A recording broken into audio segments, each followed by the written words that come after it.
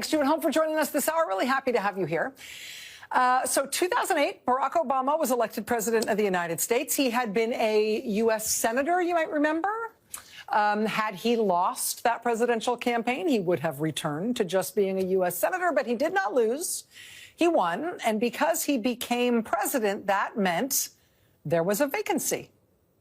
He had to vacate his Senate seat in order to move to the White House. And that meant the governor of Illinois would have to appoint somebody new to take that U.S. Senate seat that Barack Obama was vacating. Now, in pure partisan terms at the time, Democrats were not all that worried about that because the governor of Illinois was also a Democrat. Obviously, Barack Obama had been a Democratic senator. Just in terms of the partisan math, nobody thought it would be that big a deal. But turns out that for the governor of Illinois, his party affiliation was not the most important thing to know about him. The most important thing to know about him was that he was a total crook. A crook who decided to sell that Senate seat for anything he could get, and was not the most important thing to know about him. The most important thing to know about him was that he was a total crook. A crook who decided to sell that Senate seat for anything he could get, and then to talk about it on tape. I told my nephew Alex, he just turned 26 today. I said, Alex, I called him for his birthday, and I said, it's just too bad you're not 4 years older, because I could have given you a U.S. Senate seat for your birthday. Yeah. You know what I mean? Yeah. I mean, I've got this thing, and it's golden. And I'm just not giving it up for nothing. I'm not going to do it. I'm not going to give it up for effing nothing. It's effing golden. Illinois Governor Rod Blagojevich tried to sell Barack Obama's vacated Senate seat. He tried to use that Senate seat appointment essentially to extort things from all sorts of people, all sorts of ways he thought he should get paid for making that eventual appointment. He wanted a six-figure job for himself after his governorship. He wanted his wife put on corporate boards for another six-figure payout. He wanted big campaign donations. He demanded a cabinet position for himself in Obama's new government, or better yet, he wanted to be an ambassador. He really liked the idea of being an ambassador. Rod Blagojevich, as I mentioned, did a lot of this on tape. He was eventually charged with trying to shake down a Chicago newspaper and a Chicago children's hospital. He was charged with trying to shake down people who had contracts with the government for kickback campaign contributions. He was charged with lying to the FBI, and he was charged with trying to sell that Senate seat. Ultimately, Rod Blagojevich was convicted, and he got 14 years in prison. But you know what? He might yet get to be ambassador to something. It might yet work. It just took a while and a long stint in prison in the meantime. Because today, President Donald Trump said he is going to pardon Rod Blagojevich. In confirming the pardon today, President Trump denied widespread reports that he's also going to name Rod Blagojevich ambassador to Serbia. When Trump was asked about that today, he said, no, he doesn't think he's going to name him ambassador to Serbia. Now, at least, quote, but I would. He's now cleaner than anyone in this room. He's now cleaner. Yeah, because you just cleaned him. Would Donald Trump really pardon a felon and then name that person to be an ambassador? Yes, he would. Jared Kushner's dad, Charles, he was a felon. Trump pardoned him already and then named him ambassador to France. Hey, Paris, here's your felon. Glad you're one of our most important allies in the world. And, maybe Rod Blagojevich will be on his way to Belgrade as ambassador. If he did, that really would be effing golden, right? I mean, took him a while to cash in on this extortion plot, but he got there in the end with an assist from Donald Trump. Blagojevich and Charles Kushner, of course, would make a great sort of nucleus of the diplomatic corps for Donald Trump, perhaps alongside New York City Mayor Eric Adams. You may recall that New York City's unctuous mayor, Eric Adams, was indicted in September for allegedly taking foreign campaign donations and bribes, including from the government of Turkey. Mayor Adams denies the allegations, but he then spent campaign season and since sucking up to Donald Trump in the most public and humiliating ways possible. Now, tonight, Trump's Justice Department has ordered the supposedly so independent federal prosecutors in the Southern District of New York, Main Justice, Trump's appointees there, have ordered SDNY that they must drop the charges against Eric Adams. Now, I mean, SDNY has some decisions to make. Even if they do drop these charges, it seems pretty clear that New York City is not interested in having Eric Adams around anymore. I do not think that he will be reelected. But hey, maybe he could be Trump's new ambassador to, Turkey. He's already got like half their stuff. He can be like, I'm moving into the embassy, but actually, can I just put a return label on all the stuff you shipped me? Again, he denies those allegations. I want to show you something here. See if you can spot the pattern here. A few days ago, Donald Trump appointed a new spokesperson for the Defense Department. His name is Sean Parnell. If that name sounds at all familiar, it's because the last thing he did in politics was fail in his effort to win a U.S. Senate seat from Pennsylvania. Mr. Parnell dropped out of the Republican primary after a judge took away custody of his children and ruled that Mr. Parnell had been violent and abusive toward the children and his wife. His wife had accused him, among other things, of throwing chairs at her, of dropping her off on an interstate on the side of the road when she was 6 months pregnant and telling her to get an abortion. She accused him of choking and strangling her. He denies the allegations, but that all came out during the campaign. And after the judge's ruling in that case, Mr. Parnell dropped out of the Republican primary, and he thus failed to win that U.S. Senate seat in Pennsylvania. That is the last thing that Sean Parnell did in public life. That's the last thing he did in politics. Now Donald Trump has named him spokesman for the Pentagon. Person who won that Republican primary for that Senate seat in Pennsylvania and then lost the Senate race in the general election, that was Mehmet Oz, Dr. Oz. Trump has now named him to run Medicare and Medicaid. So that was the Pennsylvania Senate seat. In the Georgia Senate races, there were 4 different Republicans who lost while trying to get Senate seats from Georgia in 2020 and 2022, who have all now been named to things in the Trump administration. Kelly Loeffler lost a Georgia Senate race in 2020. Trump named her to head the Small Business Administration. David Perdue lost a Georgia Senate race in 2020. Trump named him to be ambassador to China. Doug Collins lost in the primary for Georgia Senate in 2020. Trump named him to run the VA. Herschel Walker lost a Georgia Senate race in 2022. Trump named him to be ambassador to the Bahamas. Carrie Lake lost her run for Arizona governor in 2022, and then she lost her run for Arizona senator in 2024. Trump just named her to run the Voice of America. Lori Chavez DeRemer lost her House seat in 2024 in Oregon. Trump named her to run the U.S. Labor Department. Brandon Williams lost his House seat in 2024 in New York. Trump named him to run the National Nuclear Security Administration. God help us all. Lee Zeldin lost his race for New York governor. Trump named him to run the EPA. Caroline Leavitt lost her campaign for a congressional seat in New Hampshire. Trump named her White House press secretary. The only thing wrestling executive Linda McMahon ever did in politics was lose 2 consecutive U.S. Senate races in Connecticut. Trump named her Secretary of Education. The last thing Tulsi Gabbard ever did in politics was disastrously lose a presidential run in 2020. Trump has named her Director of National Intelligence, which is like a horse walks into a bar joke without a horse or a bar.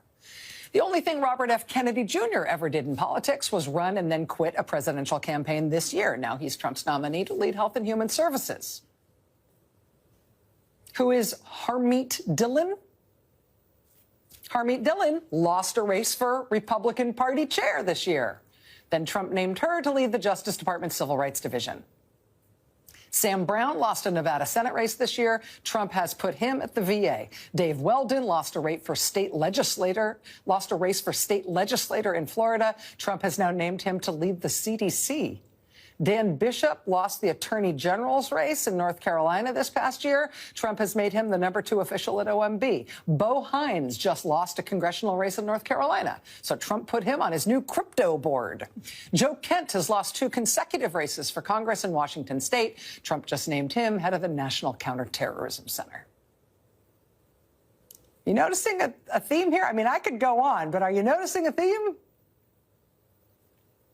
I mean, people keep saying no one elected Elon Musk, and that is definitely true. But, you know, at least in his case, he didn't try.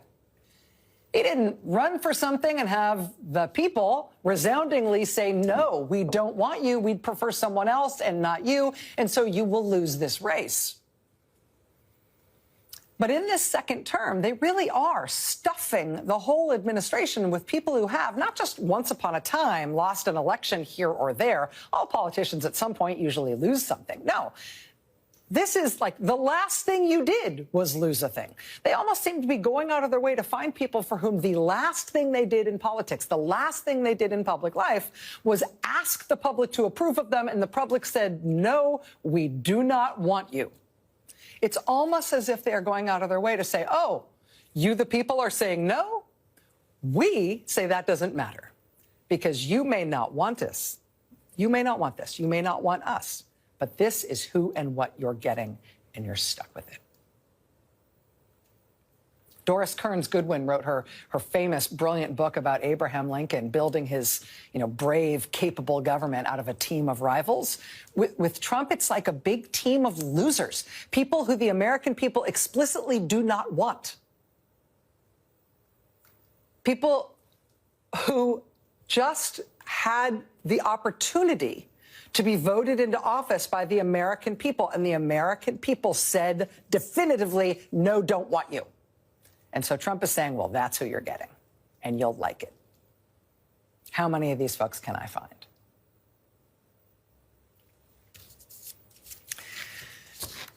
So there's a lot going on, like there is every day now. Tonight, more tragic news. Tonight, yet another fatal plane crash. We are 3 weeks into this new administration. And as of today, we've had just in that 3-week period, we've had the deadliest fatal plane crash in more than 20 years. The mid-air collision over the Potomac River in Washington that killed 67 people. That was followed a couple days later by the crash that killed 7 people and injured 24 more people on the ground in Philadelphia. That was followed by a plane catching fire on the runway in Houston, forcing all the passengers to evacuate downstairs in slides. That was followed by the crash between a plane and a tug at the airport at Chicago O'Hare, critically injuring an airport worker. That was followed by this Japan airplane slicing into the wing of a Delta plane at SeaTac. That was followed by another deadly crash at the end of last week, 10 people dead in a Bering air crash in Alaska, just outside of Nome, Alaska. And now, today, another fatal crash as a small jet slid off the runway at the airport in Scottsdale, Arizona, and smashed into another jet. 1 person is dead, 3 are injured. We'll be watching for more news on that as it develops this evening. But again, that crash is in Scottsdale. And this is the 4th fatal aviation incident in the United States in 3 weeks. 1 mid-air collision, 2 single airplane crashes, and now 2 planes smashing into one another just off an airport runway. When's the last time we had 4 fatal aviation incidents in 3 weeks? The administration's explanation thus far has been to blame diversity somehow, and also to say, well, we'll take care of it. We'll have the cost cutters who work for the president's top campaign donor get to work in getting into the aviation system. None of the kids who work for Elon Musk have any aviation experience or safety experience or any experience doing anything like this, except there is that one kid working for Musk who appears to have been pretty deeply involved in working in and around criminal hacking and extortion groups. So at least there's at least there's that. So there's a lot going on. There's a lot going on every day.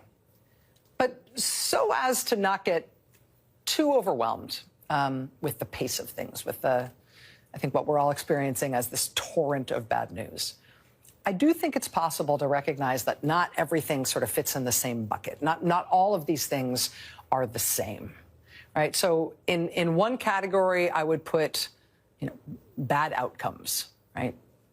Plane crashes, bird flu jumping species and sparking new outbreaks. American farmers having been told by the government that if they install new fencing and dig a new well and upgrade their electrical, the government will subsidize that, will reimburse them for doing that. Now that those American farmers have spent that money, the Trump administration has decided they're not, in fact, paying them for it. So now those farmers are potentially going to go bankrupt, right? The shuttering of programs that prevent the spread of multi-drug resistant tuberculosis, programs that stop famines, programs that test cancer drugs and all the rest. All of these things are bad outcomes. I mean, I would even say, like, Charles Kushner, that's a bad outcome, right? Having a convicted felon as the ambassador to one of our most important allies, that itself is bad. Rod Blagojevich, that's bad. Pardoning politicians for profound and proven corruption, that's just a bad outcome on its face. So that's one category.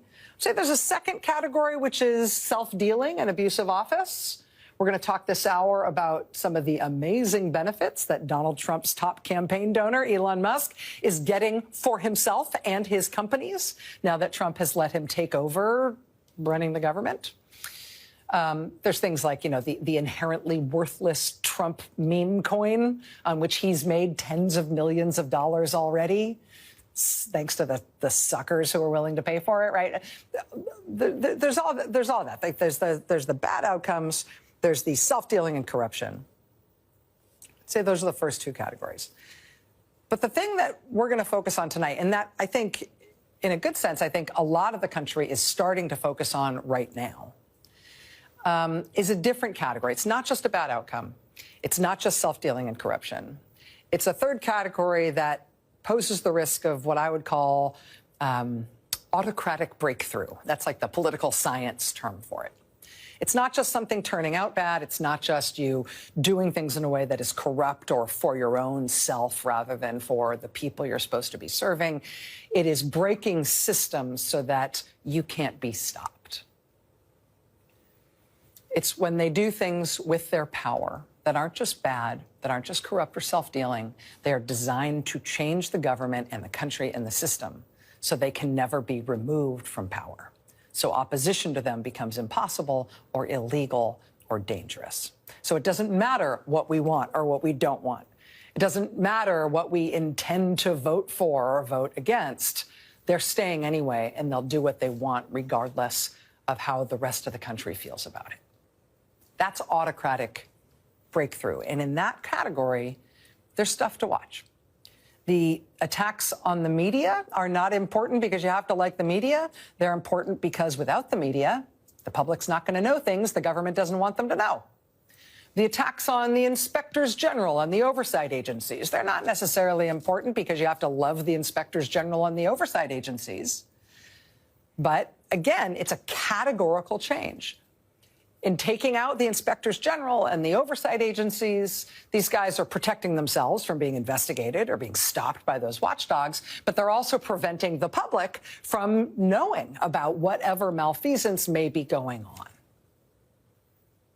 And in that category, the autocratic breakthrough category, the changing the system so we can't be removed from office, so that we can act without regard for what the American people want or say or do, in that category, the big kahuna is the attack on the courts. You may have seen the headline tonight. We had a federal judge block the big cuts they just imposed on scientific and medical research. The amount of scientific and medical research funding and the way that funding is structured is set up by law. And to cut it unilaterally is to violate that law. So those scientific and medical research cuts have been blocked tonight by a federal judge. We've also had a federal judge block the resign or else threats against millions of federal workers that are trying to induce them into quitting their jobs. That has been blocked by a federal judge. We've had a federal judge block the Elon Musk improper access to the Treasury's payment system. That has been blocked by a federal judge. We've had a federal judge block their efforts to send 3 Venezuelan men to Guantanamo. We had a federal judge block the release of the names of FBI agents who worked on January 6th cases. We've had 3 different judges block the effort to overturn birthright citizenship, the American principle enshrined in the Constitution that says if you're born here, you're American. We have had 2 federal judges now block the government funding halt. We have had a federal judge block the shutdown of USAID and the order that everybody at USAID has to be fired or put on leave. We've had judges stop thing after thing after thing that they've been trying to do. And all of those losses in court, I mean, we're only 3 weeks into the administration. How have they lost in court this many times already? Well, it's because they're doing a lot of things all at once that seem, at least at first glance, to be quite illegal. And so judges are stopping them from doing these things as fast as lawsuits can be filed. But the important thing here is the response to these court orders, because in, for example, the funding halt case, where the judges are saying you cannot halt these funds have to go ahead. In the USAID case, where the judge says you cannot shut USAID and put the whole staff on leave, you have to reverse that. In those cases already, we have had the new administration lose in court, and we have also had the new administration appear to defy those court orders. In both cases, the plaintiffs have gone back to court in those cases saying, Your Honor, your ruling is not being obeyed. They're still doing what you ordered them not to do. And that has bad consequences, true, right? Directly. There's a reason these cases were brought in the first place, which is you can't do this illegal thing. And also, if you do this thing, it causes harm. So the fact that they're defying the court orders directly has bad consequences. USAID still being shut has bad consequences. Those funding halts still have bad consequences. But categorically, the most important thing here is their willingness to defy the courts, because that is the ultimate autocratic breakthrough. A declaration that the rule of law does not apply to them, that it cannot constrain anything they want to do. That is worse than any one outcome, right? That is a forever decision. That means nothing anyone else wants and no court ever rules will ever again have any impact on what our government wants to do to us. That is a category of its own. That is the key to autocratic breakthrough. And that is where we find ourselves on the precipice, looking over the edge tonight. Elizabeth Warren joins us next. Stay with us. Amid everything, did you notice the little announcement that the Trump administration has ordered a halt to all federal funding for electric vehicle chargers across the United States? EV charging stations? You might think that would be a problem for Trump's, billionaire co-president, his largest campaign donor, Elon Musk, who runs the electric car company Tesla. But you know what? There's a reason he's not complaining, quite the contrary. And it's because Elon Musk's company, Tesla, already has the biggest private charging network in the country, bigger than all of his competitors. So, as he posted on his social media site last year, quote, "Take away the subsidies. It will only help Tesla." Well, now Donald Trump has done just that, leaving Tesla unchallenged as the largest EV charging network in the country, with no one really having any chance to catch up to them. Then there's one of Musk's other companies, SpaceX, a huge government contractor. Back in December, the New York Times reported that the Defense Department's Inspector General had opened a review into SpaceX for potentially violating rules about keeping sensitive government secrets out of the hands of our foreign adversaries. Elon Musk's own foreign travel and his contacts with foreign governments had reportedly not been disclosed regularly to the U.S. government, which not only impeded his own security clearance, but also reportedly led, in part at least, to this Inspector General's security review of potential national security risks surrounding his companies and specifically him. Well, when Donald Trump took office, he fired that inspector general conducting that review, along with 17 other inspectors general across the government. Then there's Elon Musk's social media company, formerly known as Twitter. When Elon Musk took over that company, one of his goals was to turn it into a digital payment company. He wanted everybody to start using Twitter the way they used Zelle or Venmo to send money electronically. Starting this year, he announced a big new plan to do that. But, you know, the Consumer Financial Protection Bureau, the government regulator that makes sure credit card companies and banks can't charge you junk fees or unnecessarily hike up your interest rates and screw you over that way. The CFPB also regulates the kinds of digital money transfers that Elon Musk now wants to do at Twitter. And as Lever News points out today, the CFPB has just been finalizing new rules for that kind of payment system. When, over the weekend, they got shut down. Musk and the Trump administration shut the CFPB down entirely. So if you voted for Trump because you thought banks and credit card companies are the good guys, and they need more opportunities to screw people over on small print scams and junk fees and ballooning credit card interest rates and all the rest, well, if so, today must feel great. Must feel like you got a lot for your vote. The pushback against Trump's efforts to defund the police, to defund the financial police, has begun in earnest. Lawsuits have been filed already challenging Trump's shutdown of the CFPB. Today in Washington, protesters and lawmakers, look at this, turned out again in the street, rallied in support of CFPB and its workers outside of its headquarters. This was today in Washington, people showing up in person and Democratic lawmakers showing up there to support them.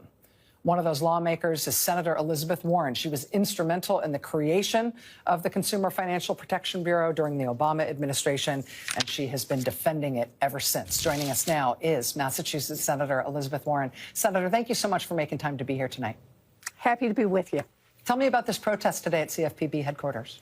Well, so we're in this moment where Donald Trump ran for president saying over and over and over he was going to lower costs for American families. Remember how much he talked about the price of groceries, the price of eggs, right? Gonna lower those costs. And now here we are 3 weeks into the Trump administration. And they say this Consumer Financial Protection Bureau, which is literally the cop on the beat to make sure that a family doesn't get cheated when they take out a mortgage, that you don't get tricked in the fine print on a car loan, that your credit card doesn't have a bunch of hidden fees in it, that your student loan issuer hasn't scammed you and put you in the wrong program. So this is an agency that literally, over the 13 years it's been out there working, has recovered more than $21 billion that these big financial institutions have cheated people out of, and actually return the money to the people that they cheated. So what Donald Trump has done, saying he really wanted to lower costs, is he's taken this agency that is the cop on the beat for the cheaters, and when they get caught cheating, makes them give the money back. And he said, cops, step aside, look the other way. We don't care how big the scam is. We don't care who's getting hurt. Just everybody put your pens down, fold your hands, put them in your lap, and let the scams roll on. What do you make about the way they have done this? Because you and I have spoken before, since the formation of the CFPB, about all the ways that Republicans have tried to come after it and all the ways that, you know, people who represent these financial institutions have tried to kill it, have tried to undermine it. If it was this easy, if it was just a proclamation, tell all the workers to go home, stop working on any of this stuff, and by the way, we're shutting the building, why didn't they do it like this before? It seems to me like that might be an indication that this isn't actually a legal way to close this agency. Well, that's exactly right. Congress created this agency. There were laws that were passed, right? They passed a bill in the House, passed a bill in the Senate, did a conference, got the thing through, was signed into law by the President of the United States. And only Congress, not Donald Trump, not Elon Musk, not some 22-year-old programmer. Only Congress can shut this agency down. But here's the trick on that one. you notice none of the Republicans, oh, yeah, they beat on their chests and they're big manly guys and they keep putting in these bills to say, let's shut down the consumer agency. But they don't actually want a real vote on that. A lot of them don't actually want to stand next to exactly what they're trying to do. And that is shut down the agency that has handled more than 6 million consumer complaints by people who got cheated, by their credit card companies, by payday loan companies. They don't want to admit what they're trying to do. Remember, that $21 billion, that came out of somebody's hide. And you know whose hide it came out of? The cheaters and the scammers. It came out of the hides of the billionaire CEOs. And they would like to have the opportunity to earn that money going forward. So they want to push. But there are a lot of folks in Congress actually kind of squeamish about that. So they did the end run. They tried it through the courts. And you know what the Supreme Court of the United States said? Not once, but twice. Thing is perfectly constitutional. Yep, it's going to go forward. If you want to change it, you've got to go back to Congress. And now here's Donald Trump, Elon Musk, and a handful of 22-year-olds saying, no, we think we're just going to find another way to shut it down. It's not only not legal and not popular. Really, it's a case of saying they want to fire the financial cops, but they'd like for nobody really to notice that. And particularly, Elon Musk would like nobody to notice that he just wants to get rid of them before he launches his new financial product. Let me ask you about the point you just raised there about how the Supreme Court has weighed in on this twice already and said this is a constitutionally sound agency that you can't just wish it away. Yep. I feel like this is not an original thought. I think a lot of people are having this thought at the same time, which is for all of these court challenges that are happening, most of which are succeeding at stopping the things they've tried to do in these first 3 weeks. For each of those, we have started to see them now make noises about potentially defying those court rulings. We have had in the USAID case and in the halt to government funding case, we've had the plaintiffs in those cases go back to the judges and say, Your Honor, your order that the government needed to stop doing what they were doing, they seem to be defying your order. We're going to need something stronger.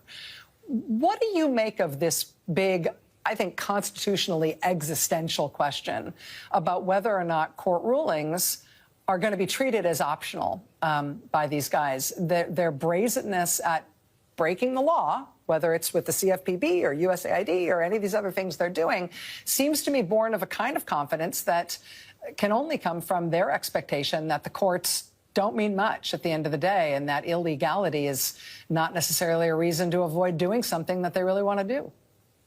You're right. We've got our toes right on the edge of a constitutional crisis here. But here's the thing. It may be the case that Donald Trump is so full of confidence that he thinks he can wave his wand and whatever he wants to happen will happen. And in many cases, he will be right. For example, the Republicans in the Senate just go ahead and confirm people for jobs that they know they are not qualified for. So they will kowtow to him. But I don't think that's going to happen with the courts. And here's the next part. They may not be able to force Donald Trump to do something, but Donald Trump isn't actually the guy who puts in the orders and cuts people's paychecks. There's somebody else in the system who does that. And they're a click down from Donald Trump and a click down from that and a click down from that. And when a federal court issues an order and then gets people in front of them and says, you either follow that order or find yourself in contempt, now we're going to see whether or not those are people who are going to say, oh, but Donald Trump told me, and a judge is going to say, I don't care what Donald Trump told you. I'm telling you what the law is. You follow the law.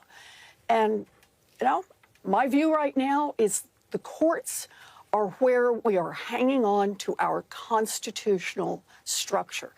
They still have the power to hold everybody else in this country in contempt if they do not follow lawfully issued court orders.